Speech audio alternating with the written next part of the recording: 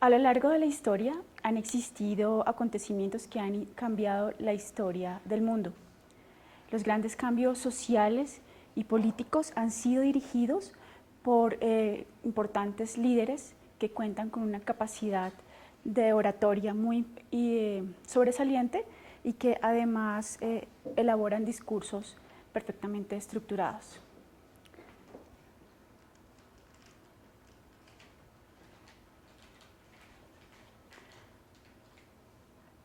El tema que yo les presento hoy son 7 discursos de la historia.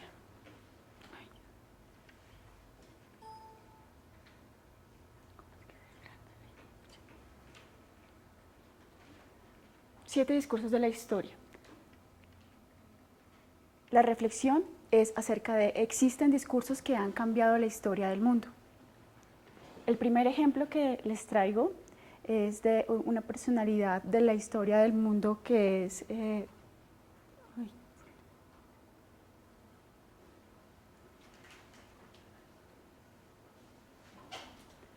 Martin Luther King.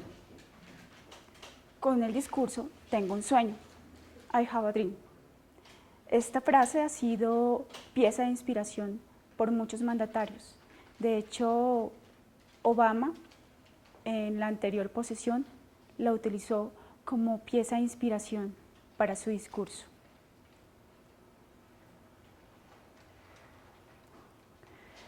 Martin Luther King pronunció este discurso en agosto de 1963 y en el memorial, en las gradas del Lincoln Memorial. Más de 250.000 personas asistieron a escucharlo.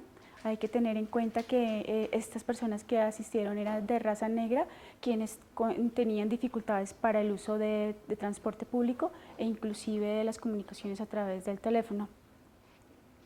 El impacto del discurso de King muestra el poder entre las personas. Él decía que no hay nada más poderoso que la palabra transmitida de persona a persona.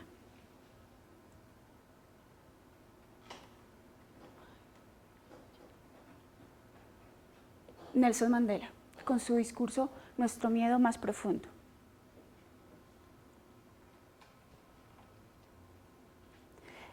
Discurso de Nelson Mandela como presidente electo en Sudáfrica 1994. Hizo una importante reflexión acerca de los miedos que tenemos los seres humanos para enfrentarlos. Recordemos que Nelson Mandela era un defensor de los derechos humanos, que estaba en contra del apartheid, que además estuvo preso 27 años y que en 1994 llega a la presidencia de Sudáfrica.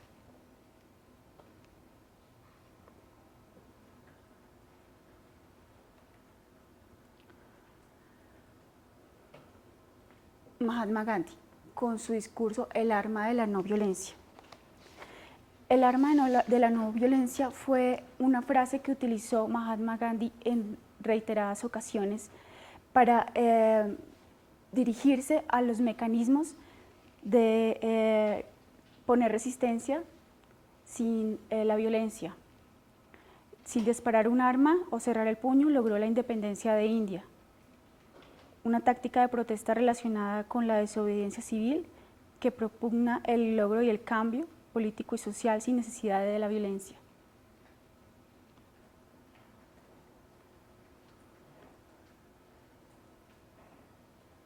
También les traigo la arenga de Gettysburg de Abraham Lincoln. El discurso de Gettysburg fue pronunciado en 1863, 4 meses y medio después de la Guerra Civil. Aquel día Lincoln era un orador secundario, pero de todos los que hablaron fue el único que dejó en aquella fecha un discurso que pasó a los anales de la historia. Antes de continuar, quiero que entiendan esta presentación como una invitación a que es necesario, si queremos ser buenos oradores, necesitamos recurrir o analizar las obras de aquellas personas quienes se resaltaron por tener una magnífica oratoria.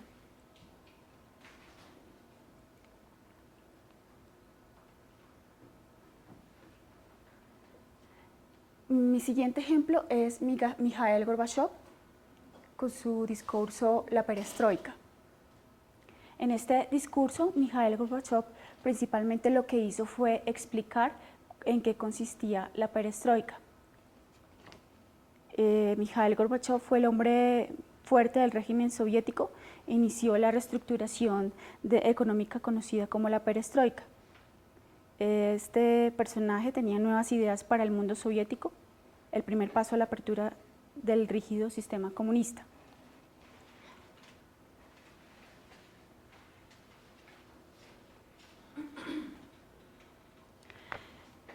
Franklin Delano Roosevelt, el día de la infamia. El presidente de los Estados Unidos, Roosevelt, declara la guerra a Japón. El 8 de diciembre del 41, Roosevelt se dirige al Congreso estadounidense por radio, a través de la radio, solicitando la declaración de guerra. Inmediatamente el Congreso responde positivamente, casi de una manera unánime. Este mismo día, Roosevelt firmó la declaración de guerra y se impulsa a Estados Unidos a participar en la Segunda Guerra Mundial.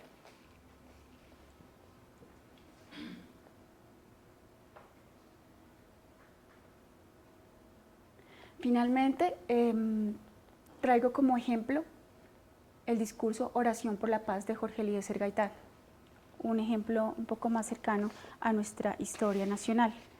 Esto sucedió el 7 de febrero del 48, cuando el caudillo Gaitán convocó una manifestación por la paz que fue conocida como la Marcha del Silencio. Al finalizar, pronunció este breve discurso conocido como la oración contra la persecución y la represión desatada por el conservador presidente Mariano Ospina Pérez.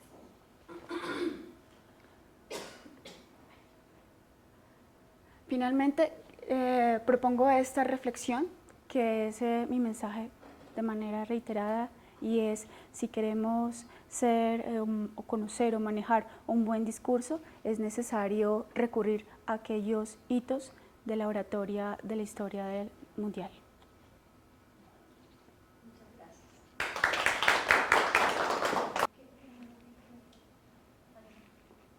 De estos magistrales oradores, ¿cuál crees tú que ha tenido mayor impacto en Colombia y en el planeta en general? En Colombia considero que los más cercanos por nuestra historia nacional es Mahatma Gandhi, por el término de la no violencia. Muchos de sus frases, de sus libros, de sus ideas fueron retomados o han sido retomados por gobiernos en la búsqueda de la paz. El ejemplo de, por ejemplo, trayendo a colación la justicia de reparación que actualmente elabora el presidente Santos del Gobierno Nacional, recurre de diferentes maneras digamos, al ejemplo o al objeto que propuso Mahatma Gandhi, que era el uso de la no violencia como protesta pacífica. Y otro ejemplo es Nelson Mandela, con su lucha por los derechos de la población negra y su lucha en contra del apartheid. Gracias. Gracias, Gina. Buenas noches, queridos compañeros. Hoy quiero traerles un tema que creo que es de vital importancia, no solamente a nivel personal, sino creo que es trascendental para nuestra sociedad hoy en día. Y más adelante les contaré por qué es tan importante para mi vida. El tema es el alcoholismo. Quiero hacerles una pregunta y quiero dejar una interrogante. ¿Sus hijos pueden estar en peligro frente a esta problemática de nuestra sociedad? No es de nuestro país, sino de nuestra sociedad. Quiero traer a colación una frase célebre que dice: mis hijos me prefieren sobrio, escrita y dicha por Álvaro Mora, quien es mi padre hoy en día y quien es alcohólico y hace aproximadamente 40 años es abstemio, o sea, no bebe licor, y creo que ha sido un ejemplo de vida y que creo y merece que esté aquí hoy en día presentándoselo a ustedes. Entonces, para mí es un tema de orgullo y por eso lo quiero traer. ¿En qué quiero enfocarme? Quiero enfocarme en 7 puntos específicos porque quiero transmitirles a ustedes que esta enfermedad realmente agobia a toda nuestra sociedad y debemos aprender a manejarla. El hecho de solamente entender qué es el alcoholismo y que no es básicamente una persona que merezca, que sufra esta enfermedad, sea rechazada por nuestra sociedad, es vital entender que esto es una enfermedad. Esto no es un vicio en sí solo porque queramos tenerlo, sino que obedece a una enfermedad. Voy a dedicarme a estos 7 puntos específicamente, a hablar de la definición, cuáles son las características, las causas que son vitales para que nosotros las podamos manejar muy bien, cuáles son las consecuencias y lo más importante es que hay un tratamiento para esto. El alcoholismo en la adolescencia, de los que tenemos aquí o que estemos presentes hoy en la sala, si tenemos hijos, creo que nos puede servir muchísimo algunas palabras o algunos temas que quiero traer a colación. Y último tema, que es el tema de Alcohólicos Anónimos, que es una comunidad que ya lleva fue creada en el año 1935, que ya lleva un largo tiempo ya instaurada en nuestras sociedades a nivel mundial y que ha servido de apoyo a millones de personas, porque no podemos considerar que solamente ayudan al alcohólico como tal, ayudan a sus familias, a sus hijos y en general a toda la sociedad para que se mejore nuestro vivir. Entonces, iniciemos con cuál es la definición del alcoholismo. No sé si todos tenemos interiorizado que esto es una enfermedad crónica y progresiva, que se obedece a la injerencia de alcohol de una manera descontrolada, sin importar, hay un tema muy importante, la enfermedad no obedece a un tema de cuánta cantidad de alcohol consumo, cuánto tiempo llevo consumiendo, sino qué daño me hace al consumir el alcohol. Puede ser que yo tome un solo día en la semana, puede ser que yo tome todos los 5 días de la semana, o puede ser que nunca lo haga y el día que lo haga me enloquecí, no pude controlar el tema, no quise parar de tomar trago. Entonces digamos que es un tema que el alcoholismo, así tome una vez en la vida, es la pérdida del control la pérdida del control y la necesidad, porque es una adicción, a seguir consumiendo este licor, los licores. ¿Cuáles son las características principales del alcoholismo que creo que pues vale la pena mostrarlos? Se caracteriza porque existe un deseo insaciable por ingerir alcohol, no consumir, perdón, ingerir alcohol, la pérdida del control, cada vez queremos más y queremos más y queremos más. La dependencia física. ¿Por qué es dependencia física? Después de que los alcohólicos, dejan de ingerir su alcohol durante X tiempo, generalmente después de 2 o 3 días, esto le genera un tema de sudor, de ansiedad, de temor. Hay unos que ya tienen un límite que se llama el delirium tremens, que es un tema que le produce alucinaciones al alcohólico, y esa dependencia física pues es una de las características esenciales del alcoholismo. Existen diferentes tipos de bebedores que los tenemos que mirar en la sociedad. Existe el bebedor social, existe el bebedor por compromiso, existe el bebedor que por no quedar mal con sus amigos lo ingiere. O sea, digamos que existen diferentes tipos, pero en general todos van al mismo punto, la necesidad de ingerir el alcohol y de no parar de hacerlo. Las causas. Quisiera hacerles una pregunta al auditorio hoy, y yo creo que sería muy importante que ustedes se la hicieran. ¿Ustedes creen que una de las causas es que exista predisposición?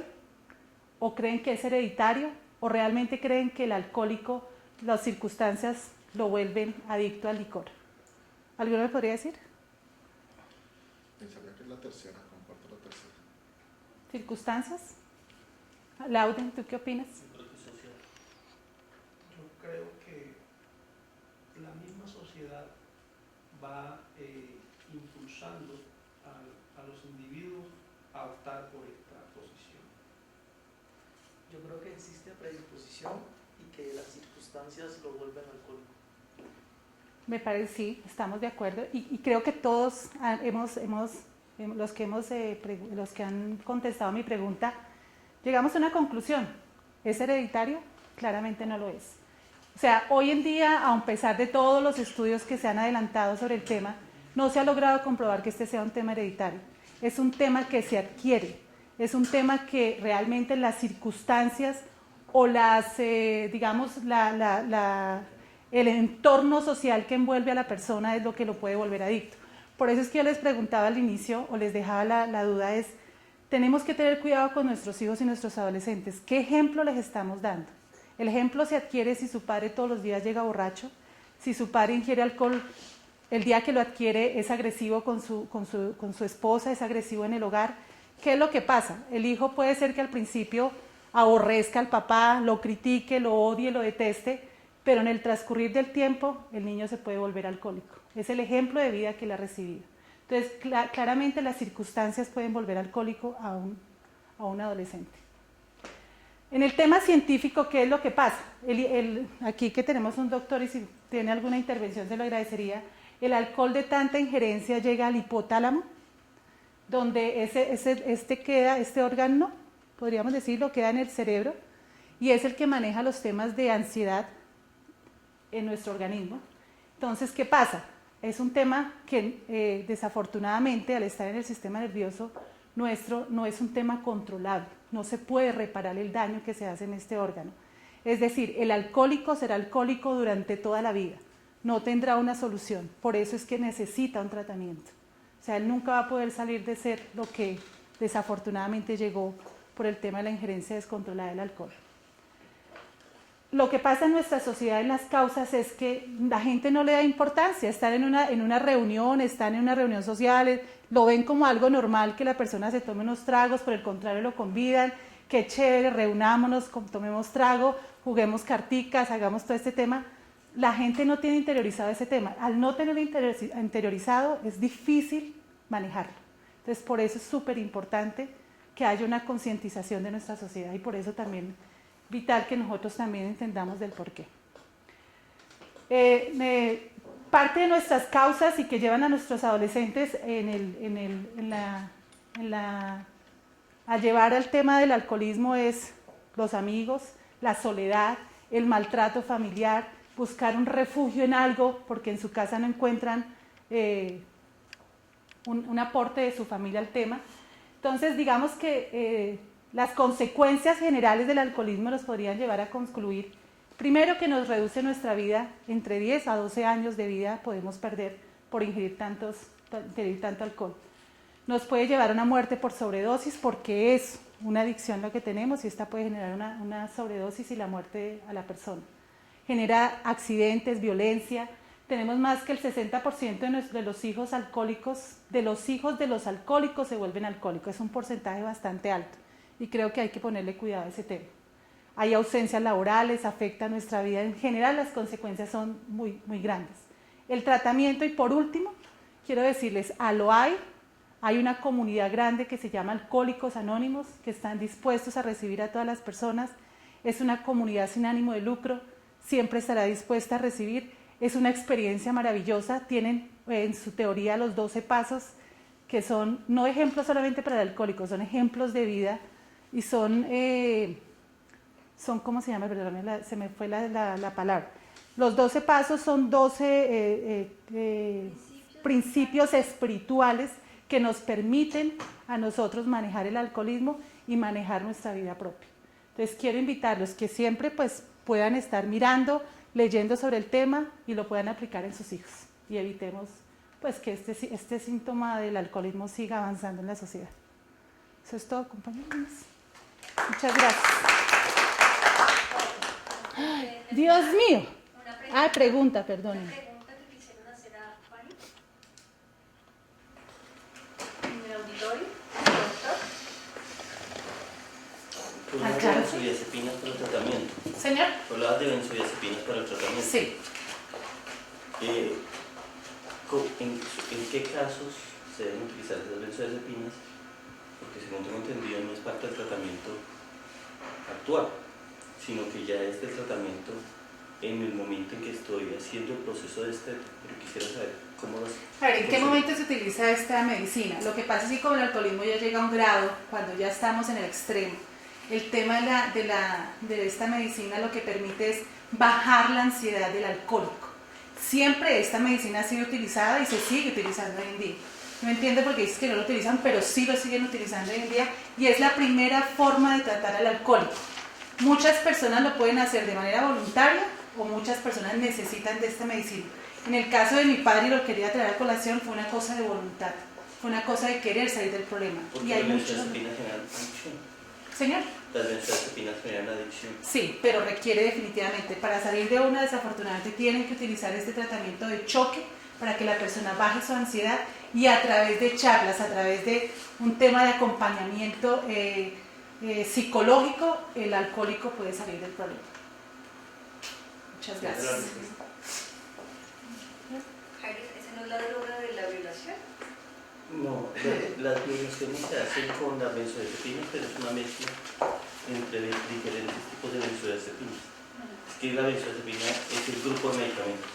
Y dentro de ese grupo de medicamentos hay varios subgrupos. Ella está hablando muy bien del concepto de tratamiento para disminución de la ansiedad por suspensión del alcohol. Y está indicada específicamente en el delirio tremens. Sí. Cuando yo suspendo el alcohol, yo hago un efecto rebote y empiezo a tener una reacción en todo el organismo del sistema nervioso central y entonces empieza a tener un delirio, entonces empieza a tener alucinaciones mientras ponen representaciones de cuerpo temblor, pues lo llama tremens, y eso hace que de alguna manera hay que controlarlo, porque la persona, si usted no lo controla, hay que darle alcohol. Pero Laura estaba preguntando una cosa, y es que sí puede ser cuando una persona está alcohólica y tiene un hijo, el hijo nace con la predisposición al alcohol. La respuesta fue, es que el niño ya fue expuesto al alcohol dentro del vientre y cuando nacen hacen delirio tremens. Entonces, inclusive al niño Igual hay que la darle droga, alcohol al bebé, hay que darle alcohol por el tetero. Se coge y compra una botella de whisky y se la da al niño recién nacido mientras el niño va haciendo el proceso de adaptación. Presumo que eso sucede con todas las drogas, ¿no? Con todas las Sí, drogas, con todas. excepto la marihuana. Que la marihuana no genera ese efecto Muchas gracias por la intervención. específicamente. La clase. Bueno, en torno a la presentación que nos hace hoy Fanny, en primera instancia es importante resaltar que tuviste un muy buen inicio, pero creo que paulatinamente empezaste a recabar sobre ciertos errores que habíamos anotado, como por ejemplo las palabras que no se pronuncian completamente, como entonces. Buenas noches. Vengo a hablarles sobre eventos culturales en Colombia. En Colombia siempre hay un motivo para celebrar, comer, beber y bailar, razón por la cual nuestro país tiene aproximadamente 272 celebraciones anuales y en un solo mes es posible que tengamos hasta 37 celebraciones y en el mes que menos tenemos son 10. Estas celebraciones están principalmente conformadas por carnavales, ferias, fiestas, concursos. En estos eventos, la mayoría de colombianos o de las personas que participamos en los mismos derrochamos alegría, tenemos expresiones culturales y artísticas, se promueve el arte, la cultura, el teatro, la música, la danza y el cine. La gastronomía juega un papel importantísimo en dichos eventos por la cantidad de gente que nos visita, particularmente de extranjeros.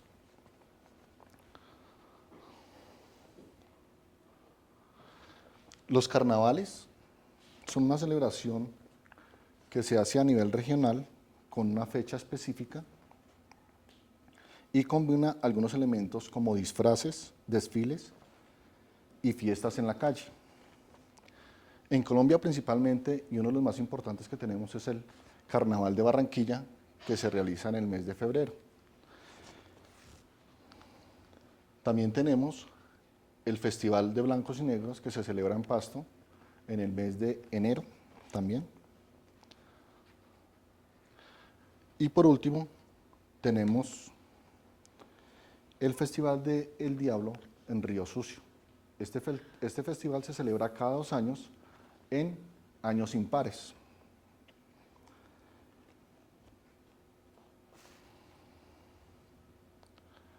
En cuanto a las ferias, es una diversidad que tenemos, para lo cual tenemos, esto es un evento social, en el cual se promociona la cultura.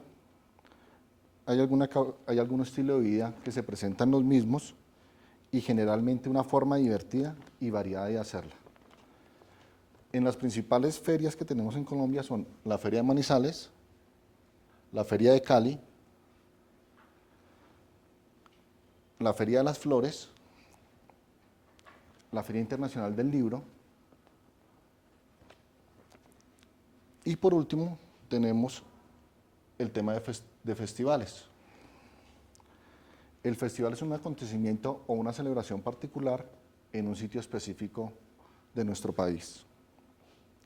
Entonces tenemos, por ejemplo, los festivales de cuna del acordeón, el festival de teatro, la leyenda vallenata, el festival de cine, el festival de la subienda, festival de verano, festival del jazz, festival de las cometas. Como podemos observar, Colombia tiene una gran variedad de cultura, así que los invito a que participemos, que nos involucremos en estos eventos. Como podemos observar, más de 272 eventos al año, cualquier mes del año es propicio para participar e involucrarnos en estos eventos como tal. La gran variedad de cultura que se maneja y la disposición de las personas que la organizan es bastante compleja.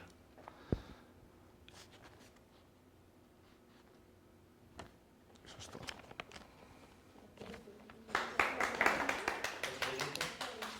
¿Preguntas? ¿Cuál es la diferencia entre un carnaval, una feria y un festival? ¿Cómo, perdón? ¿Cuál es la diferencia entre un carnaval, una feria y un festival? Ok. En el carnaval se manejan temas de disfraces, desfiles y fiestas en la calle, ¿sí? Es un tema de cultura porque se involucran, por ejemplo, descendencias afroamericanas, temas españoles, comparsas, como lo menciona John.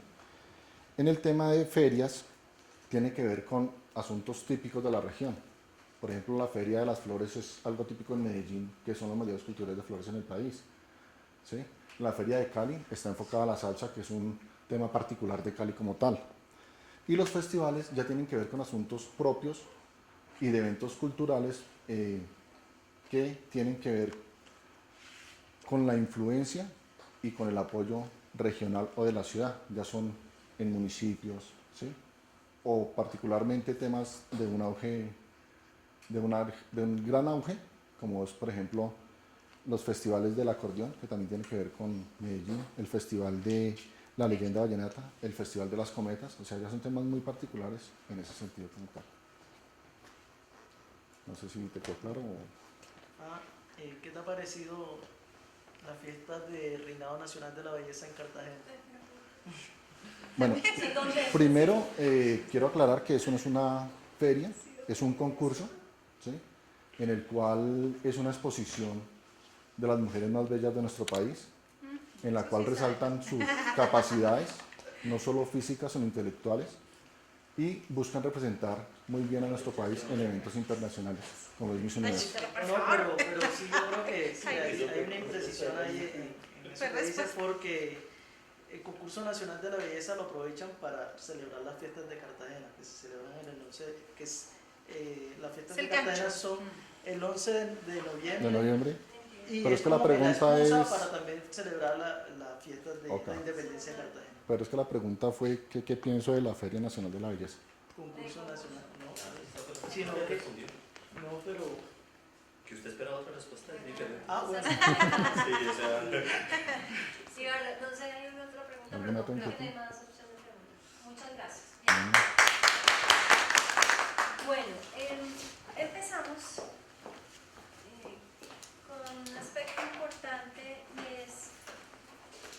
de las guías. Cuando hagamos uso de guías como las que tú estás utilizando en este momento, no te las recomiendo porque... Buenas noches.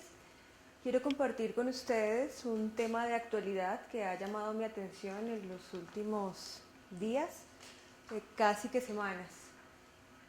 El título que le he dado a la presentación es Los claroscuros de Iguala. ¿Alguien sabe dónde queda Iguala? No. Ok, empecemos entonces. Iguala está ubicada en México, en la región norte, específicamente en el estado de Guerrero. Está por aquí. Acá lo vemos mejor. Quiero empezar con un poco de contexto. Guerrero está ubicado en México con el índice de, Guerrero, estado mexicano, con el índice de violencia más alto del país. Está marcado con frecuentes matanzas, sobre todo por el conflicto entre el gobierno y estudiantes. Creo que ya empiezan a ubicarse un poco, tal vez. No. Ok.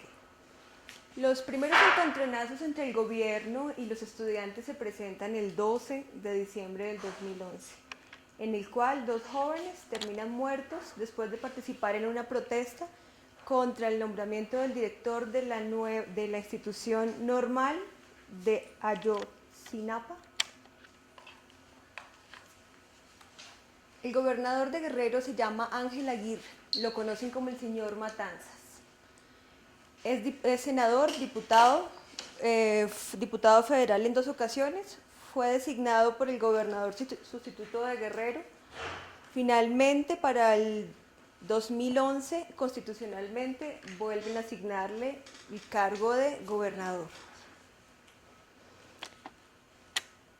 Al señor Ángel Aguirre se le atribuyen eventos como la desaparición en Ayotzinapa de algunos estudiantes y los asesinatos en Iguala.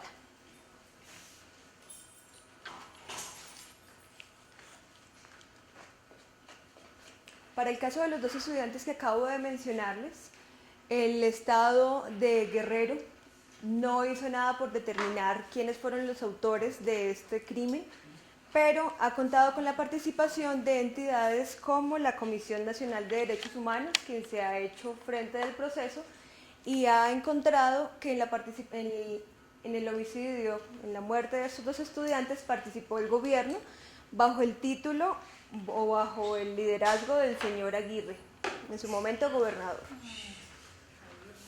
Además, en el periodo de la gobernación del señor Aguirre también encontramos 13 desaparecidos activistas. Y llegamos a Iguala. En Iguala encontramos a José Luis Abarca, quien ha sido acusado de secuestrar, dar muerte a líderes políticos, entre esos un reconocido líder de la organización Unidad Popular. El señor José Luis Abarca es alcalde y está casado con María de los Ángeles Villa, quien es hermana de Arturo Beltrán Leiva, quien es el líder de los Guerreros Unidos. Entonces es una pareja un poco explosiva. Encontramos al alcalde y encontramos a la líder de grupos paramilitares. Como se darán cuenta, pues el poder está mimetizado entre el gobierno y grupos paramilitares. El pasado 26 de septiembre, yo creo que lo han escuchado, se realiza el secuestro de normalistas estudiantes de Ayotzinapa. En el hecho, los estudiantes inician con la toma de unos buses en la central de transportes. Finalmente, o mejor, en la central de transportes se da la orden por el alcalde de detener la movilización de estos estudiantes. En la central de transportes terminan muertos 6 personas, 17 heridos. En la madrugada del 27 de septiembre, 3 autobuses son avaleados. Como les acabo de contar, de la central de transportes solo salieron 2. En uno de ellos se transportaban los avispones de Chilipango, quienes son un grupo futbolístico de menores, categoría B, del cual terminan muertos un futbolista y el conductor del bus. ¿Ya les es más conocido el caso? Sí, es muy conocido el caso. Como les cuento, de los 3 autobuses, 2 fueron avaliados. En este caso, pues mueren algunos estudiantes, otros alcanzan a huir, pero la policía alcanza a detener a 43 personas. Estos chicos son entregados a la policía de Cocula, que es el municipio siguiente a... No olvidé. Bueno, es el municipio siguiente. La policía de Cocula entrega a los 43 estudiantes por orden del alcalde a los miembros de Guerreros Unidos. Tardamos más o menos 2 semanas en saber qué había pasado con estos 43 estudiantes. Finalmente el caso termina descubriendo que fueron torturados, los llevaron al basurero, nadie sabía qué había pasado con ellos. Los indicios apuntaban a que el alcalde y su esposa eran responsables del hecho, asunto que hasta ahora todavía es parte de la investigación. Enrique Peña Nieto, presidente de México, después de que ocurren los hechos, tarda aproximadamente una semana en pronunciarse y su actitud es delegar la responsabilidad en el gobierno del municipio, atendiendo a que el gobierno federal no puede asumir responsabilidades de gobiernos estatales. Como sabemos en el caso, contamos con la participación de la policía, con participación de miembros de Guerreros Unidos, que hoy no se ha logrado determinar si eran policías o eran miembros de grupos paramilitares. En el proceso de investigación, adicional a todo lo ocurrido, encuentran 9 fosas con 38 cadáveres, que primero nadie los había reclamado, no sabían que existían, no estaban en la lista de desaparecidos. Abarca y su esposa, el alcalde y su esposa, huyen del lugar. El pasado 4 de noviembre fueron detenidos y forman parte del proceso de investigación. Después de que ocurrieron los hechos, se han dado múltiples manifestaciones de grupos de defensores de los derechos humanos, participación que ha hecho mucho más eficaz la investigación, dado que el pueblo mexicano ya no cree en la Fiscalía por todo lo que ha ocurrido en la historia de México, pero al parecer pues ya encontraron los cuerpos, ya tienen algunos responsables. Entonces quería compartir con ustedes este caso, quería contarles un poco de la historia de México, que se aparta de las playas bonitas, del turismo, del tequila, pero que también encuentra cauce en toda la violencia, todos estos casos de violencia de género, de desapariciones, de torturas, de narcotráfico, pues que forman parte de la historia de México y que también de pronto se asemejan un poco a la historia nuestra del país bonito, donde te quieres quedar, pero que también ocurren muchas cosas pues a la luz del gobierno. Me sorprendió muchísimo encontrar que el primer anuncio de este caso es que estaban seguros de que la policía era quien había iniciado este ataque. Finalmente, con esta investigación, de esta manera, México empieza a aclarar uno de los episodios más tristes de su historia, más vergonzosos, el cual es producido y acompañado por el gobierno, por grupos paramilitares y por estudiantes. Buenas noches. ¿Quién continúa? ¿Yo o Laura?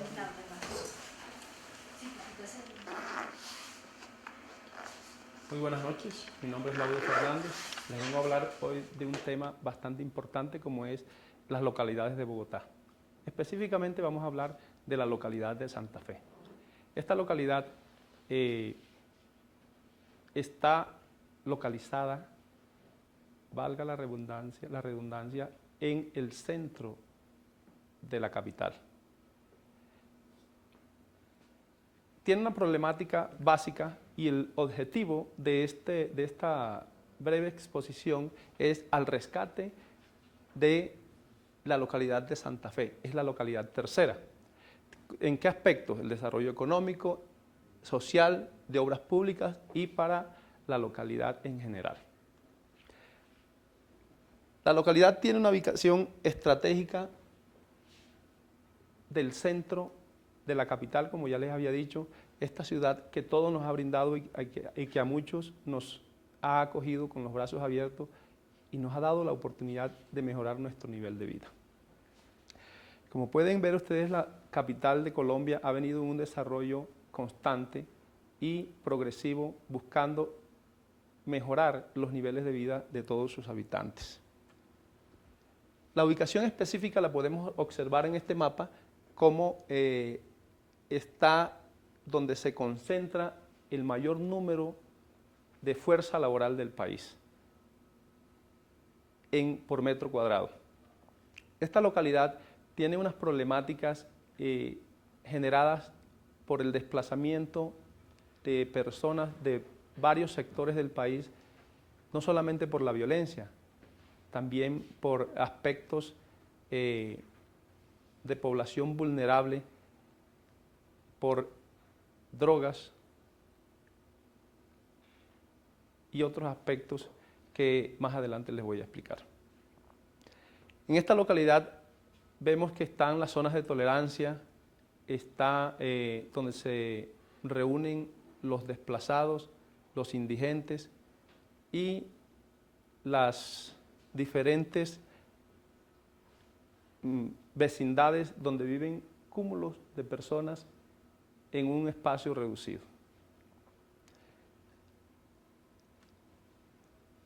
Ya la localidad, enmarcándola en un plano más pequeño, vemos que está rodeada por otras localidades como es Teusaquillo, Mártires, La Candelaria, y está demarcada por la calle 34, sube hasta la carrera cuarta, baja por la 17, entre la carrera quinta y sexta, voltea y sale nuevamente a la 19 hasta bajar a la 30, donde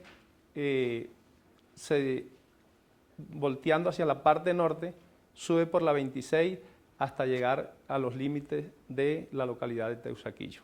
Esos son los límites geográficos de la localidad de Santa Fe. Hay unos aspectos que son necesarios de empezar a trabajar dentro de la comunidad, como son la visión y objetivos de la acción locales a corto y a mediano plazo, que debemos de empezar a controlar.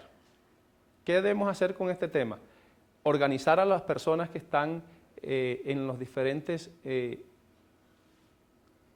límites de esta localidad, poniéndolas en unos órdenes dependiendo de sus necesidades y empezar a organizarlos.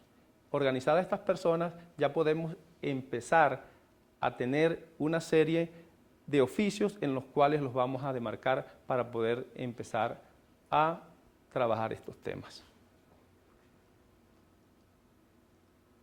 ¿Cuáles son los aspectos principales que vamos a trabajar con estas personas que están viviendo en la localidad de Santa Fe? Hay aspectos de justicia social, que hay entidades como la Personería de Bogotá, acompañada por otros entes como son la Alcaldía, la Alcaldía Menor de Santa Fe, la Personería y los grupos de organizaciones no gubernamentales que están destinadas a rescatar esta población vulnerable. También vamos a trabajar los capítulos de educación. En esta localidad hay alrededor de 23 colegios entre públicos y privados que prestan el servicio a la comunidad existente aquí, especialmente los de las organizaciones no gubernamentales, que son los que acogen los hijos de las mujeres que prestan el servicio o tienen el trabajo más antiguo de la humanidad, que es la prostitución. Seguidamente vamos a trabajar la parte del medio ambiente, que es la recuperación de todos los desechos y las basuras que están bastante esparcidas por esta localidad, con unos planes bien definidos para lograr la recuperación de la localidad y concientizando a las diferentes fábricas que hay en este sector. Y por último, como lo que se va a tratar de trabajar e influenciar para que salga adelante es la unión familiar, la familia y la niñez.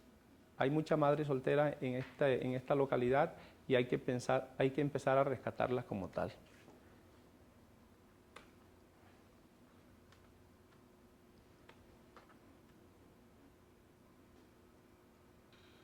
La gestión pública y ambiente de proyectos de gran impacto. Estos son todos los que se van a desarrollar orientados por la Alcaldía Menor de Santa Fe para poder entrar a solucionar los problemas de la comunidad en general. Si nos ponemos a desglosar cada uno de estos aspectos, vamos a tener que utilizar otros mecanismos útiles para el entendimiento y comprensión de la comunidad de cómo se van a desarrollar estos proyectos. Estadísticas de la localidad de Santa Fe. En las unidades de planeación de la zona están divididos la población en 116.000 habitantes aproximadamente, en diferentes estratos que van del 1 al 4. No existen otros estratos más altos en esta localidad. Están divididos la población numéricamente según el estrato que están. Las necesidades básicas insatisfechas de la población en miseria. Como todos saben, las poblaciones tienen unos desarrollos desfavorables para poder recuperarse de las diferentes actividades ilícitas que cometen, incluyendo estas el consumo de drogas y estupefacientes. Eso es básicamente lo que venía a hablarle un poco a grandes rasgos de la localidad de Santa Fe.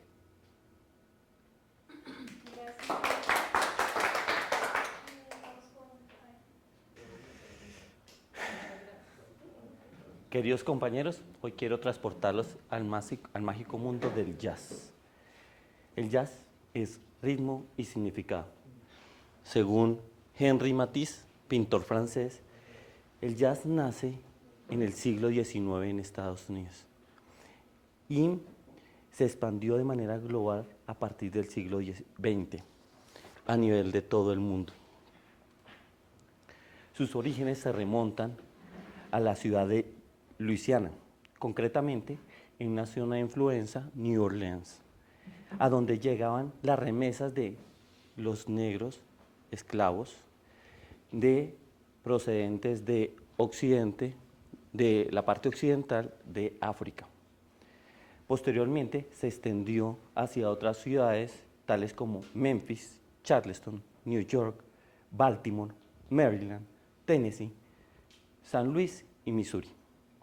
Es importante comentarles que la mayor parte de la música del jazz se interpretaba en pequeñas bandas en las calles, pero también lo hacían en bautizos, picnics, bodas, delfines, importante, hasta en los funerales. Musicalmente, el género se desarrolló a partir de la combinación de las tradiciones africanas, europeas y norteamericanas. Es una mezcla interracial entre las comunidades afroamericanas, especialmente las que vivían hacia el sur de los Estados Unidos. Sus principales exponentes, conocidos por todos, Louis Armstrong, Ray Charles, Archie Chop, Dizzy Gillespie, quienes este último desarrolló el jazz latinoamericano. La instrumentación, melodía y armonía del jazz se derivan principalmente de la tradición musical de Occidente. El ritmo el fraseo, la producción de sonidos y los elementos tales como la armonía vienen del blues y se derivan de la música africana y del concepto musical de los afroamericanos. 3 elementos son característicos del jazz y se diferencian de la música clásica europea. El primero, denominado el swing, que es una cualidad rítmica de este tipo de música, que uno dice tiene swing, y tiene otra característica y está relacionada con la improvisación. Entonces, juegan con los sonidos, nos llevan métricas y nos llevan acompañamiento. El sonido y el fraseo se reflejan, muestran la personalidad de los músicos y sus características personales. Dentro de sus características y sus principales características que definen este género son eludir a la ejecución de las interpretaciones a partir de una lectura fiel de la partitura. En otras palabras, no tienen partituras. Segundo, está centrada más en el cantante que en el compositor. Tercero, tiene un especial sentido del ritmo. Cuarto, el uso de la improvisación y tiene un peculiar tratamiento sonoro y armónico basado en cantos del trabajo, el gospel, la parte espiritual y sobre todo el blues. Sus instrumentos, el trombón, la trompeta, el contrabajo, el saxo, el bajo, la guitarra, la corneta, la tuba y el piano son sus principales herramientas. Pero antes que nada, el blues generó un impacto social. ¿A qué me refiero con eso? En el siglo XIX se venía desarrollando un movimiento contra los derechos civiles, en el cual buscaba la igualdad de derechos interraciales, de tal manera que empezó a desarrollarse con el objetivo de evitar la segregación racial y específicamente, como les había dicho anteriormente, en los estados del sur.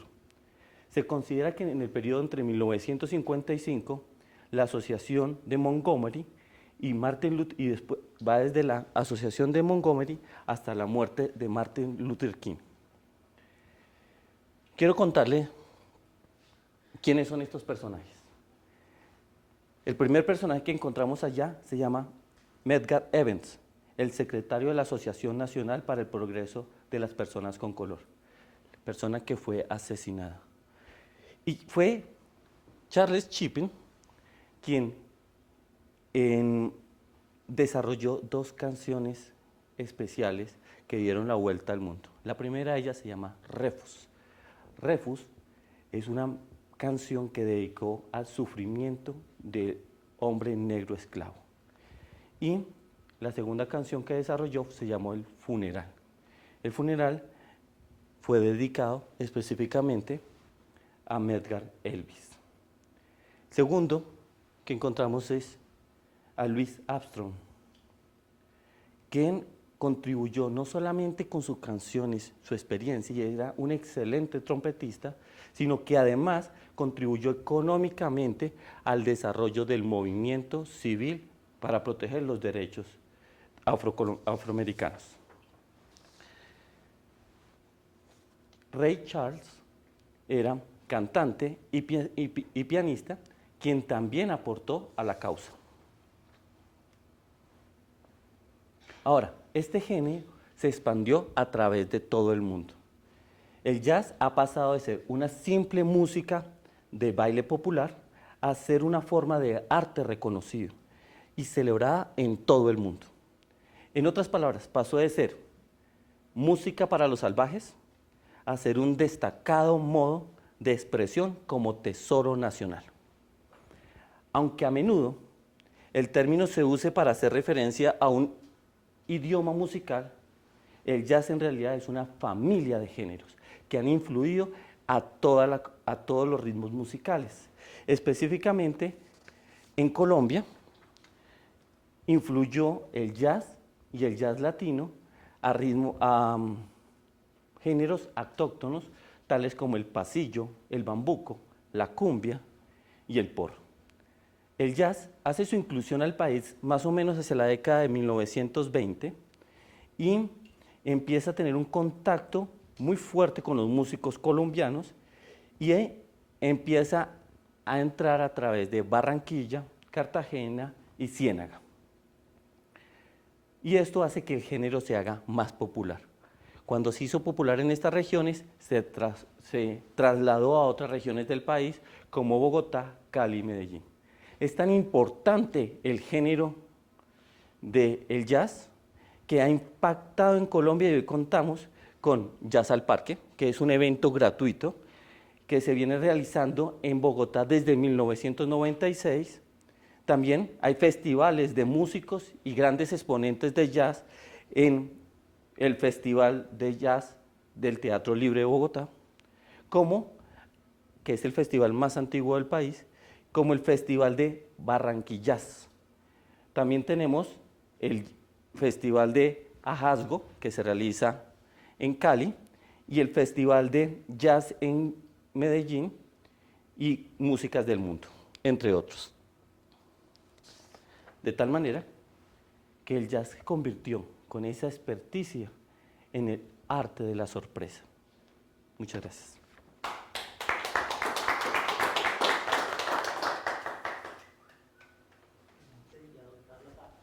Pero la parte que dijiste de que ha sido influenciada por el bambuco y otros ritmos, bueno, por lo menos en el bambuco no ha sido influenciada en su parte criolla, por decirlo así, porque el bambuco viene más allá de la época de la colonia, entonces la historia pues no concuerda de esa manera. Pues por lo... Pero si vamos a hacer el cambio de micrófono Mientras me contesto la pregunta. Buenas noches, compañeros. Mi tema que le voy a exponer ahora se llama Misterios del Universo.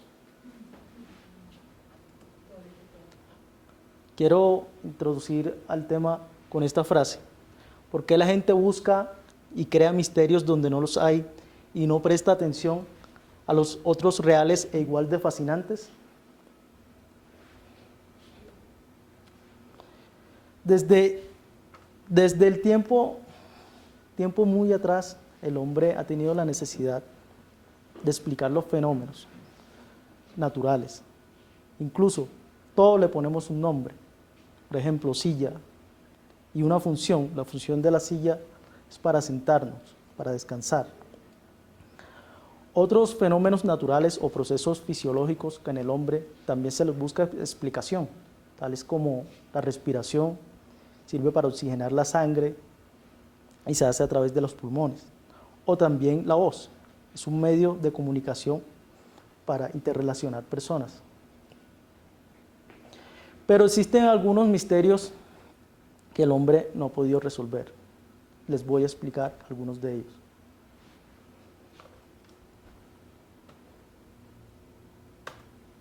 Agujeros negros. Los agujeros negros son una región finita en el espacio, con una gravedad suficientemente grande para atraer la luz. Se cree que los agujeros negros de los centros de las galaxias contienen entre 10.000 millones a 18.000 millones de masas de soles. Por eso es su gran capacidad de gravitación. Materia oscura. Sabemos que la materia es todo lo que ocupa un lugar en el espacio. Se puede medir, se puede tocar, se puede palpar. Pero hay una materia que realmente no podemos medir, no podemos palpar, se llama la materia oscura.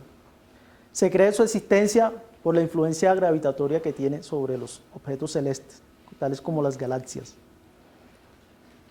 Pero es un misterio todavía. La energía oscura. Se cree que es la responsable de la expansión del universo. Han hecho mediciones y se demuestra que el universo que nosotros conocemos se está expandiendo y una de las causas puede ser la energía oscura. La energía oscura ocupa un 74% de lo que es el universo. La materia oscura un 22%, mientras que el universo que nosotros conocemos ocupa solo un 4%. Universo que nosotros conocemos, estrellas, galaxias, nosotros, el planeta Tierra. ¿Cuál es el límite del universo? Hay observaciones realizadas por los científicos. Estas observaciones solo llegan a los 13.000 millones de años luz. Pero ellos se encuentran con una barrera de plasma. Esta barrera de plasma impide llegar más allá, a ver qué hay detrás de esa barrera, de ese límite del universo. Si, hipotéticamente hablando, si este salón fuera un universo y yo me parara en el centro a apuntar con una linterna, la luz se reflejaría en la parte de atrás mía. Eso es una teoría. Pero hay otra teoría que dice que al pasar esa barrera nos vamos a encontrar con otro universo. Esa teoría se conoce como el multiverso. Vida extraterrestre. Este misterio se conoce como la paradoja de Fermi. Consiste en, si hay tantos millones de galaxias, tantas estrellas, y se supone de que si hay una estrella, igual que el Sol, en alguna parte de nuestro universo, debe haber planetas semejantes de la Tierra. Pero se supone que de la inmensidad del espacio y de toda esa cantidad de estrellas, no se ha encontrado una prueba suficiente para determinar que hay vida extraterrestre. El universo mismo, basándose en las ondas de radiación cósmica propagadas ampliamente por la teoría del Big Bang, que consiste en una explosión inexplicable de masa y de energía en forma de plasma. A partir de esa explosión se formaron todo lo que hoy conocemos como el universo, galaxias, estrellas, planetas. Pero la explicación desde antes de esa explosión es inexplicable. ¿Por qué? Porque de la nada no puede aparecer algo.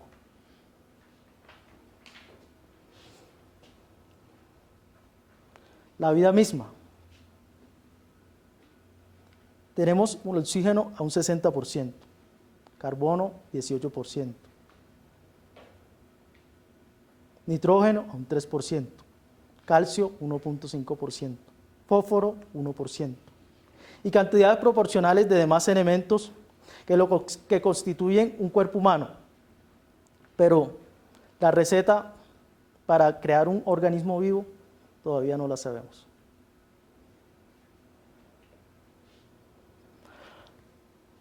Parece ser que entre más conocemos del universo, pues hay más preguntas que respuestas. De cualquier manera, pues el conocimiento actual se modifica, tal como pasó con la teoría geocéntrica que imperaba mucho antes de nuestra era, que era que la Tierra era el centro del universo y todo lo demás giraba en torno a ella. Luego apareció Copérnico y refutó esa teoría que decía que el Sol era el centro del universo, tal como lo establecemos en estos días. Pues mientras tanto tenemos que esperar a que nuestros descendientes pues aclaren, dar una explicación a todos estos misterios que les estoy presentando. Y en síntesis, ya sabemos que existen, tenemos pues cada quien que encontrar la manera de explicar esos misterios, pero hay que tener mucho cuidado, que la explicación fuera de lo científico generaría un nuevo misterio. Muchas gracias.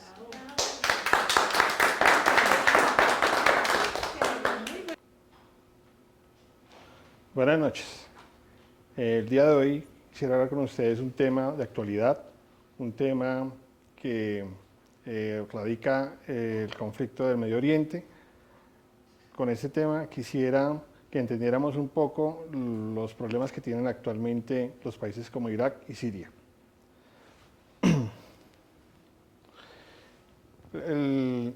Estado Islámico, ¿quiénes son? Son un grupo político y religioso.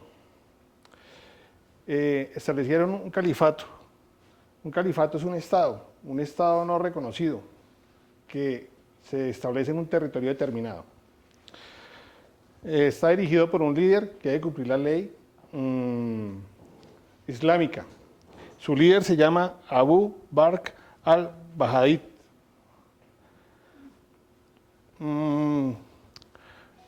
Este grupo islámico pretende recibir apoyo de todo el mundo árabe y de todo el mundo musulmán, ¿sí? ¿Dónde nace este grupo? Este grupo parte del año 2002, fue creado por un jordano que se llama Abu Musab al-Zarqawi, que es el fundador de Al-Qaeda. Al-Qaeda se funda en Irak. Cuando muere este señor, muere en el año 2002, este señor hacia el año 2006 retoma el liderazgo de ese grupo y lo reorganiza y forma lo que se llama el ISI en siglas en inglés, que es el Estado Islámico de Irak. Pero durante ese tiempo, como estaba tomado Irak por Estados Unidos, a este grupo lo debilitan. Entonces, no tenía la fuerza de actuar en ese momento como actúa hoy en día. Al abandonar Estados Unidos, Irak, este grupo nuevamente toma fuerza. En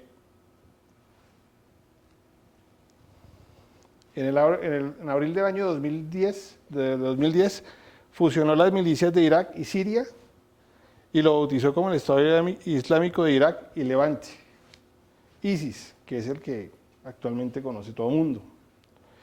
Es un grupo bastante extremista, sanguinario, sus métodos son bastante sangrientos,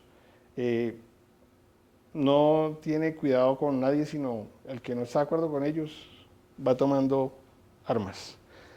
En Estados Unidos, bajo estudios que ha hecho, dice que son 15.000 milicianos los que están en este ejército. Pero hay un experto iraquí que se llama Hissam al-Hissam, que es experto en seguridad, que dice que son entre 30.000 y 50.000 combatientes, de los cuales 12.000 vienen del extranjero, incluidos 2.500 combatientes de Occidente, que han emigrado de Occidente a los últimos 3 años hacia la zona de Irak y Siria. ¿Dónde actúa este grupo? Este grupo dice que prácticamente tiene 40.000 kilómetros cuadrados donde actúa entre Irak y Siria, que sería toda esta zona que está aquí.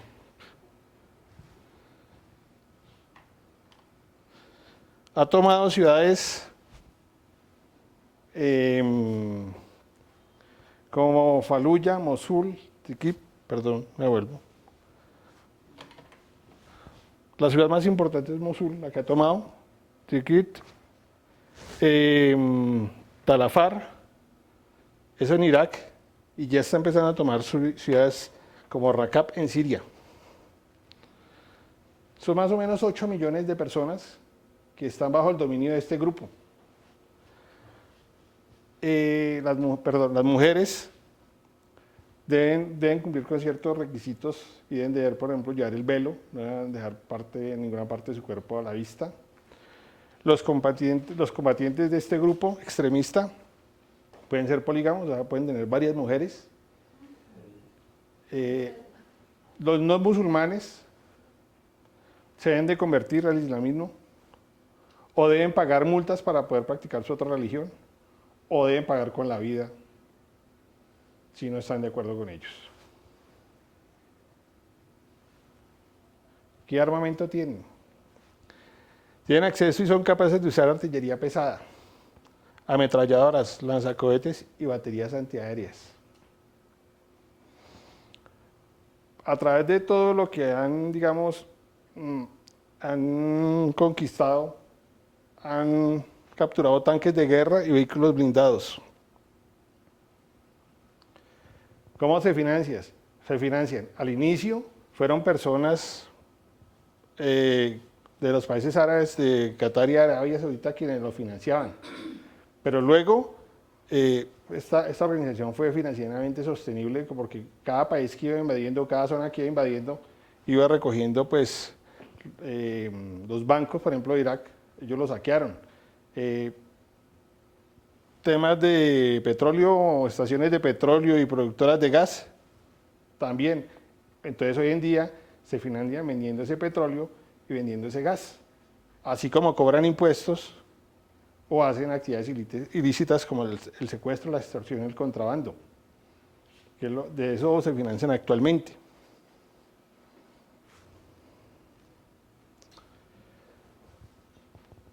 Nosotros escuchamos muchos términos que dicen que la yihad, que los chiitas, que los sunitas. Entonces miremos un poco qué significa cada término de estos. Los yihadistas es un término occidental que se le dio a este grupo, a los grupos más extremistas del Islam político. O sea, son los radicales, extremistas. Ellos se basan en que ellos tienen la verdad de la religión y todos aquellos que no estén de acuerdo con ellos tendrá que ser rodada su cabeza. Son bastante sanguinarios. Los chiitas son la comunidad islámica con mayor presencia en Irak. Cuando Irak era gobernada por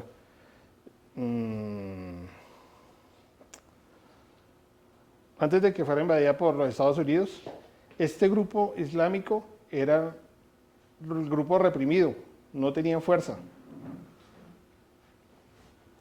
Y pues siendo la mayoría, porque 32 millones de habitantes es más o menos lo que tiene Irak, y son 19 millones son chiitas. Los sunitas son la rama musulmana de mayor presencia en el mundo, pero no en Irak. En Irak la mayor presencia son los chiitas. Por último, hay que hablar de los kurdos. Ellos viven en medio de los chiitas, los sunitas, pero ellos no son religiosos. Ellos lo que buscan es establecer su territorio político. Y se encuentran en Irak, Turquía, Irán, Siria, Armenia y la ciudad principal, Kurdistán. Yo creo que pues con esto entendemos un poquito el conflicto que pasa en el Medio Oriente y de dónde nace. Pues más, muchas gracias.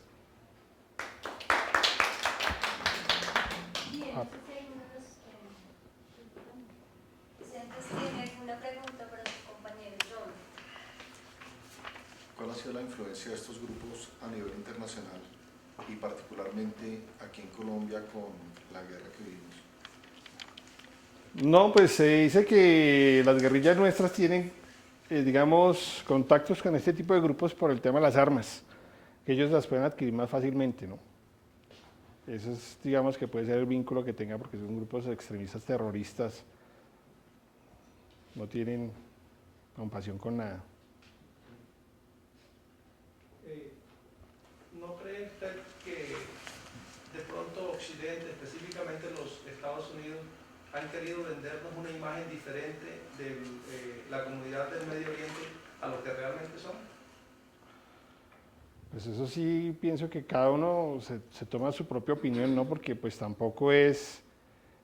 Yo pienso que ni los unos ni los otros tienen la razón de decir que no, que pueden decir, lavarse las manos y decir que son santos. Ambos han cometido barbaries a través de la historia, ¿sí? Tanto Estados Unidos como los grupos islámicos son extremistas, son bastante sanguinarios.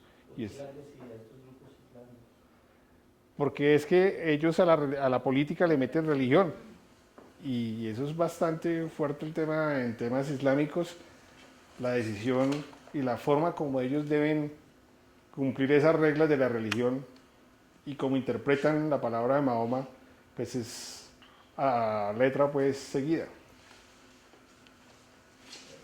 Gracias, John.